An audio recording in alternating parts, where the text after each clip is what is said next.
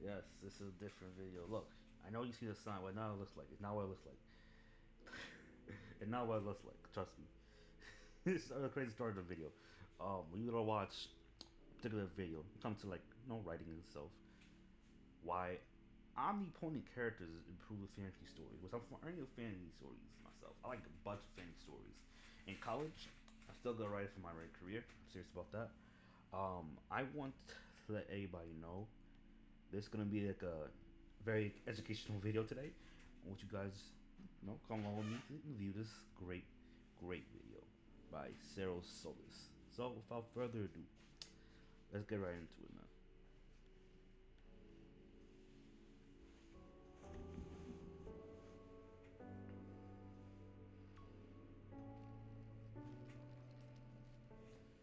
Omnipotent characters are awesome, but man, have they been overused.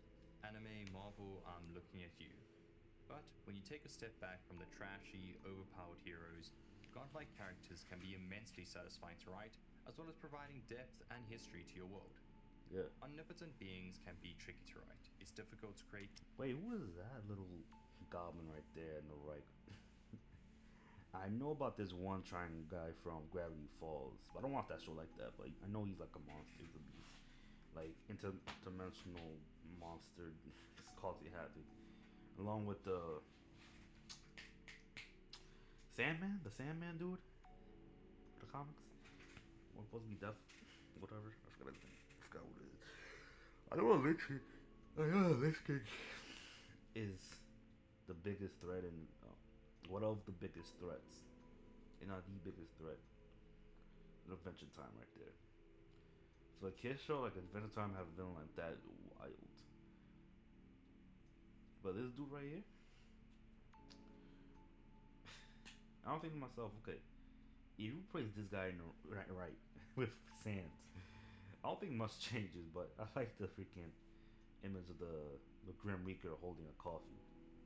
You know, you take a soul like another Tuesday type of thing. But let me finish. Let me finish. Tension for a character that can't die.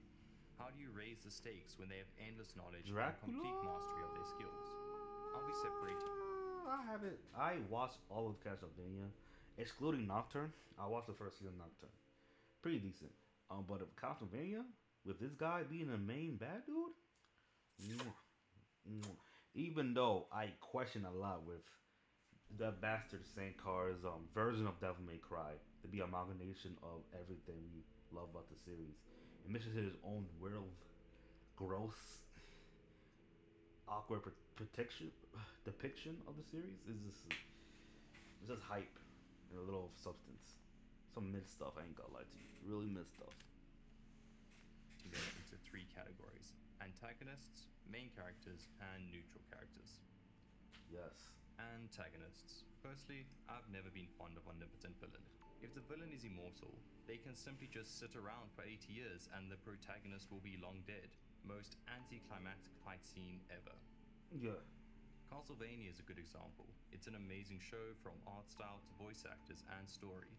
But you're telling me that Trevor accidentally stumbles upon all the pieces of a dagger that can kill Death himself. If weapons like that exist, why were the vampires even considered a threat? That is. Yeah. This is what I'm talking about earlier about having the villain to be, you know, like monsters, But at the same time, when you have like a particular item to kill the monster, route the gecko, it's so anticlimactic itself too, because it's not like you're looking for the weapon to beat the dude. You just so happen to have it with you and you just do it. And death right here, I never felt so underwhelmed to see a villain that pop out of nowhere become the final boss. And I'm like, I handle to defeat you, but there's no stakes in any of this because this dude is not supposed to be present because he is Dracula. Dracula's supposed to be the main bad guy, and he's coming out of nowhere to fill the shoes that was never meant to be filled because he, in all intents and purposes, is an audience member, bro. He's supposed to be an observer, an overseer, as you will, to watch over everything. But I never understood the fact that he allowed himself to be this underling, this weak vampire, to just be around mortal men, quote unquote. Yeah, he would fight other vampires too, but like he had to put himself through all that. He didn't have to. It's just bizarre to me. I don't. There's like one American cartoon villain I like, but I'm not gonna agree with this. I low key like the Shredder from TMNT. Whether you could call him the original Shredder, the Umsan Shredder. I like the Umsan Shredder. He is the definition of pure evil, bro. It make you question when was the real Shredder around, when he pulled up. I think almost if not all variations of Shredder is like put it down to the T. Yeah, when I say American, I'm talking about like guys who wrote a Japanese character to be a badass as a villain. He's American. He's American. Um, cartoon villain, even though he's Japanese. The fact that he just wearing like a, a whole suit, and he ran a whole own ninja clan, and no matter what variation of Shredder there is, he's always entertaining in his own right. Doesn't matter. Period. Like Shredder as a villainous placeholder is just so funny to me. He going against mutated turtles. He had this beef with this, his arch nemesis, Master Splinter, who turned into a rat, and he like a human. Who had beef with mutated animals, bro. I ain't gonna lie. I think 2012 version of Twitter is like the most cutthroat compared to the other one. Compared to Ushan, no. Ushan's like comically evil. When you bring the alien origin to Shredder is like, I really don't like that at all. I think if anything, I say my least favorite of the Shredder I like it had to be the Cyber Shredder, the Back to the Shores Shredder. If you never watched TMNT Back to the Shores, it's supposed to be a sequel to the prequel of two previous TNT shows, the 2003 one and the fast forward one when the turtle went to the future and he went back to the present, and they see all the shredders fighting each other in New York because they see the cyber shredders that came from the future to run fade with the turtles is really insane. It's really insane. That's the only TMNT that no one talks about. Like period. They don't talk about that series at all. Only '03, and that's literally it. Back in fast forward and Back to the Shores is like major footnotes to '03. It's like those sequels should never be a thing, even though people like the '03 Turtles. It's weird, man. It's a weird time. But my point still stands. Did my quality went down? 49 percent go down. That's Yes, weird. it's great Oh, fun that to dude's see your quality. hero triumph Okay. over impossible odds, but please don't jump the shark when the only ones that I don't even believe in. Main Oh, true that. characters. The Sandman is a well balanced show with a godlike protagonist, Dream of the Endless. Instead of witnessing epic battles of immense proportion, we simply follow That's a Morpheus as character he story. rethinks what his relationship with humanity is and what his true purpose in life is. Yes, there are a few fights between him and other immortal beings, or schemes to overthrow rival monarchs, which are entertaining, but if epic fight scenes are all you want, make a video game, not a story. Oh, I disagree. Just make a movie. Have you not seen any movie with action? Period, man. Have you not seen Lord of the Rings? Have you not seen any superhero show? Period. Freaking Iron Man, like something similar to that. Oh my gosh, I want to say the most OP guy. Like come to Reese's memory. Like actually, it's technically a protagonist if you want to include him. It was like the Thunderbolts movie with I forgot his name. Bob. His name was literally Bob. Come to Century. And I peeped the comics compared to comic part here. This is a young flesh flesh out demigod who just have a self realization like, yo, I'm a boss. You know, I took it was from nobody. And I remember that he got, spoilers, whatever. He got, and his darker alter ego comes out, the Void, pretty boss, pretty vicious. And how you beat him is literally just um, compassion and empathy. Fighting him is a mistake. The only movie I know came to recent memory, like fighting, it was a mistake because it's useless for someone who thrives on conflict, on violence, or darkness like the Void. So, what can you do? Go the opposite. Can't be cheesy, but what can you do, man? Can't overpower evil with more evil. Cause nothing really changes. So gotta go with the compassionate route. Personally, I just love how all the endless siblings interact with each other, each with their own unique view of humanity and morality. Their Interesting. separation from humanity and endless lifespans gives a different insight into what really matters. What does friendship mean over 1,000 years? How long does an immortal hold a grudge? Another good example is Superman. By all means, he is omnipotent, but he has limits with Mm, his own moral code. Morality is a great tool that lets you think of is fascinating he really ways to use a omnipotent? character's abilities. You can balance the opinion. Any writer who writes Superman, he don't have to be omnipotent. He can be super strong, but strong enough like lift a planet, may scale to like destroy a galaxy, or just strong enough to like not catch a bullet. I think that bullet catching comic book pen I saw back in the day had something to do with him just being weakened by kryptonite or something like that. That he couldn't catch a bullet, which is embarrassing. Embarrassing. The only thing I got like the likeness of Superman was like Superman the animated series. Back in the day, animated series, if any DC or Marvel character was good stuff. It was amazing stuff. I want people to keep the older media of Marvel and just enjoy that, enjoy the old stuff. Even though it looked very outdated, just watch it, please. Just watch it. You'll enjoy it. Trust me, you will. You will enjoy it, bro.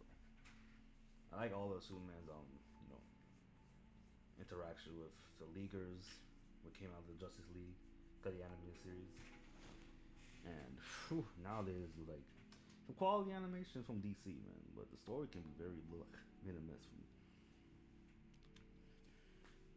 Opinions of what is right and what is wrong. How does your person shape the world? Are they seen as a savior or And mind you, I don't know if it's correct or not, but Superman doesn't have like a moral code when it comes to like taking life. Only if the threat is like, he gives up, he surrenders. He don't go on the threat that Superman just beat him down and let him go. The whole act of killing is always seen throughout media to be villainous, never heroic to take a life. Okay, if it did, I wouldn't call it murder. It's just taking a guy like he was killing them. He was killing them. When people put in the word murder instead of like killing, it it gives me like two things right here. One, you think a hero committing a crime like killing a villain, who committing a crime on humanity itself. What are you talking about? The guy's not innocent. He doesn't appear innocent, which I have a problem with. If you use the word murder to characterize a guy committing a crime for the sake of like what morality, structure, standpoint, that's wrong. Because if someone takes someone's life for saving others, for let that person stop, smoking all humanity, man. He did a gesture that saved all humanity. There's no right to condemn him, bro. There's no right at all. You can criticize him all you want, but you're live right now. Are you not? So take it easy, man. And two, killing. I want to go with you. You killing someone. I don't see you as a murderer. It makes no sense. It's not like you did anything inherently wrong. You did take someone's life, but to rank every killing as murder is crazy. Because if someone trying to take out your dog, they're gonna take your dog out, right? is that murder? Because it's not a human being. See right there? It's on the standpoint of like, are we taking another human's life to call it wrong? Or is it a general purpose? It was a general rule of thumb that killing is wrong. Unless it's like you doing it to an insect or an animal. Is killing still wrong? You know what I'm saying? Hey, a roach is in my house. He lives. He got birthed by, the roach mommy. Or ants going through your freaking floor, going crawling around your house. They got lives. They have family, brothers, sisters. We have insecticides. Mouses for mouse traps. Raid for roaches. Is that murder? You know what I'm saying? Is that the general purpose of all life, or just humanity? If just humanity, okay. We're not stopping out mouses, trapping them with mouse traps, using dogs to chase down the mouses. Don't call it murder. Just call it a cleanup. Was an overlord. How do governments or kingdoms implement systems to deal with these beings? Just like fantasy dragons, strong entities will always have a tremendous impact on how your world develops. Yeah, You my, can't just my throw dragon's gonna dragons be into a crazy. world without building. I got multiple stories I want to talk about dragons, bro. And they always gonna be at the top of the food chain. Unless another overpowerful power comes in. Doesn't matter if you another dragon, maybe a giant, or a sorcerer, on your cons, bro. That's gonna be an amazing story, alright? And the book gonna be super freaking long. It's gonna be a sagas of it. Having the freaking villain to be the villain, you know, and how that being became a villain, how that villain's impact affects the rest of the my heroes as a whole in the future. A world that correctly and logically incorporates them. Even changing the smallest aspect of a world will dramatically impact this. Like what? Neutral characters. Godlike neutral Let's give characters are an examples, absolute bro. treat for I me don't to want to take watch. your word for it. What better expression of power than to just do what you want whenever you want? These beings are more akin to natural disasters. A hurricane doesn't pick or choose, it simply inflicts indiscriminate destruction. Adventure Time is absolutely stacked with these people. Magic Mad. He's definitely not a good guy, but he's not lich ending or like evil. He's just out there changing the world as he sees fit. Or Prismo. Sure, he seems good, but if someone wishes for death to all, he's just like, sure thing, can do. This neutral stance and Oh refusal yeah, to pick a yeah, I side get is it. a fair way to incorporate overpowered beings into your story without the consequences of a never-ending plot That's very holes nasty. or a boring one-sided fight. Guardians are another trope in this category. These omnipotent beings that for some reason or another are trapped to a location or a job. Take the Oh yeah. personification of death. No one can defeat death, but nor can death conquer the world. These two limits are great if you don't want to water down your character's power, but still want them to have rules Yeah, and always limits. give character With limits. this, you No matter what, you give your character limits. In one of my stories, short stories, they're like a nasty worm. It's not a worm, it's like a dragon, but we call it a worm. I call it a worm. And this one chick gotta like kill it. But it's not easy because it literally immediately attacks you when you see it. And the only thing that chick can do, the main character by the way, can just like evade it as much as possible. And how it ends, I want to change it a lot weird. I'm gonna change the ending of it later on. Whenever I like write a novella for it, I wrote a short story. I ended with like having the cave kill it, like destroy the dragon itself, the worm itself. I did that, and I'm like, I'm not satisfied with that, man. Kind of weird. Kind of weird. All you gotta do is evade and lead herself to victory. Really dancing around to get the dub. And was I call that short story? Dance with the worm. Could you dance that worm to death? It's weird, man. It's a weird short story, man. I'll read it one of these days. If you would like to have my short story read in this channel, press a like on it. Or I'll probably do it in a separate channel. Who knows? Probably do it on my Patreon. You never know. Pay me to read.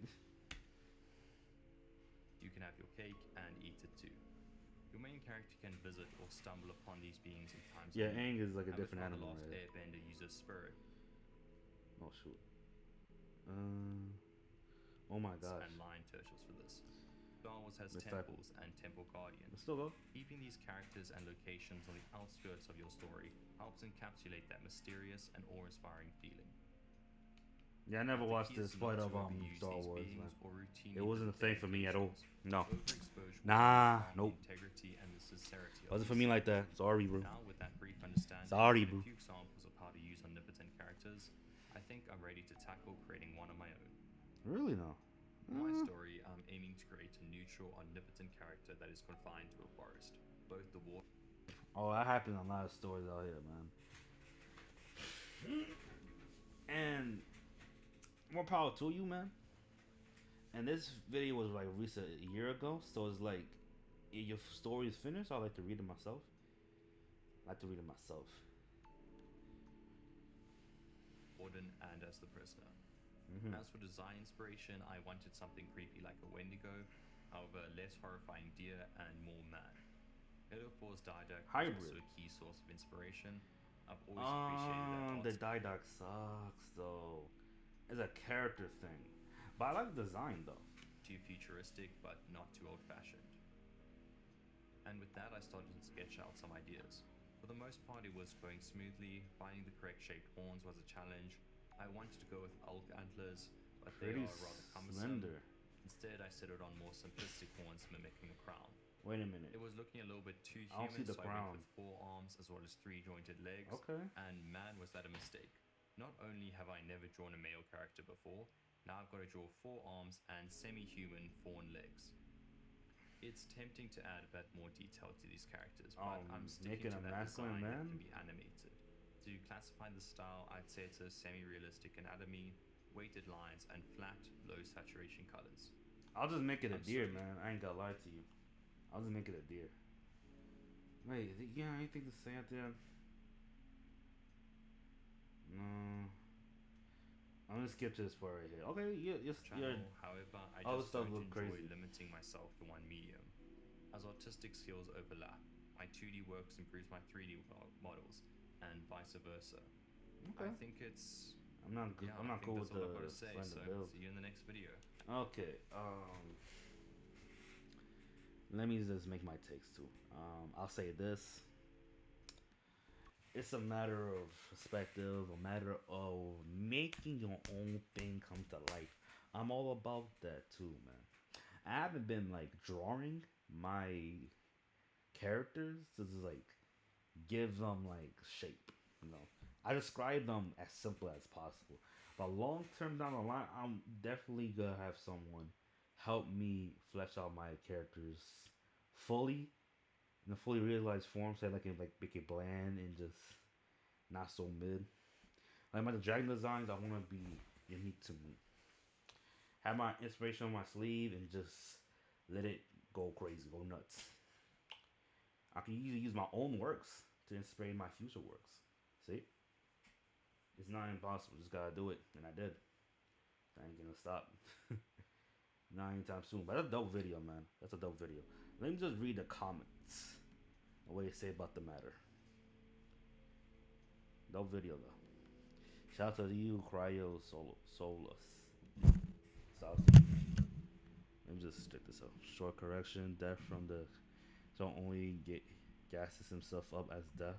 In reality, he's just a spirit that feeds on things dying. So he's a. I can't call him a necromancer. I don't think he was he an aberration of death. I don't know. Ninja was too fire not to be noticed. Okay. Fairy kind of only opponent is one that sees the world as their entertainment. Trickster messes with people to be chill and reasonable.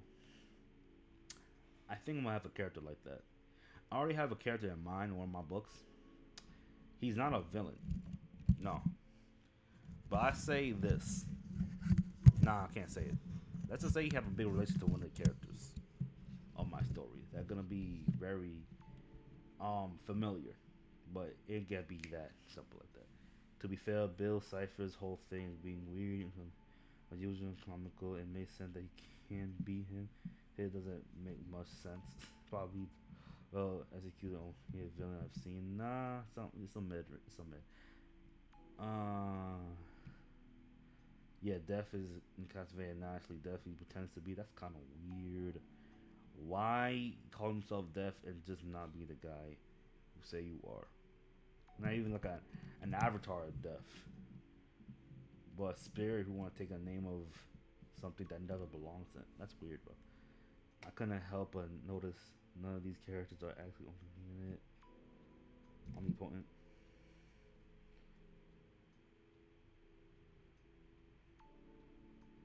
Yeah, yeah, there's limitations to some of these characters. Like I'm not really well versed on them though. But Lich is like an avatar of Golb, not no scholar of Golb. You know his disciples. You know use the power of darkness to do what he likes. But at the very end, Golb is truly omnipotent, but he doesn't do much but destroys and reshapes. Hence why he ends Lich's life in one of those spin-off shows of Adventure Time, which I don't care about, but it's pretty cool to peep at. Pretty cool to peep out. Okay, last one. Thing about Lich in Adventure Time that he has one in many of the universes seated in ending life. In many of them, the Lich is a being that exists in every universe without the multiverse. Thus, even if he is defeated in one universe, it does not stop its plan for ending all life throughout the multiverse. Defeating the Lich only slows it down. It is not enough to stop it. You can't kill the Lich. It's always will come back. Even after it was killed, it managed to take over death and almost end all life again. The Lich is the physical embodiment of the end. It can't be stopped, only delayed. Thus, it still maintains its omnipotent status even if it loses, as you know. That the Lich. Oh my gosh, there's so many running sentences here, bro. Like, bro, take a break, please. Defeat several. Call it and not him. That's kind of weird, bro. You got me, enemy. The stranger you mentioned it does not work as reincarnation is a thing in Adventure Time. Reincarnation. Oh, yeah, yeah. That's what it is. But that's so weird. So weird and interesting. Yeah, that's my take on things, and I'll be out of here, bro. Yeah, this is bringing a lot of perspective. Like, hey, what kind of character you want to write? Should it be omnipotent, or should it be, you know, just strong but not that strong? You don't want to have overpowered characters all the time. Sometimes you gotta bet them somewhat normal, somewhat normal. That's all I'm saying here. So I'm be out. If you're new to the channel, like, comment, subscribe. So I'm out of here. Y'all be safe, be easy, and be chilled. Cool video, Cyril. Cool video.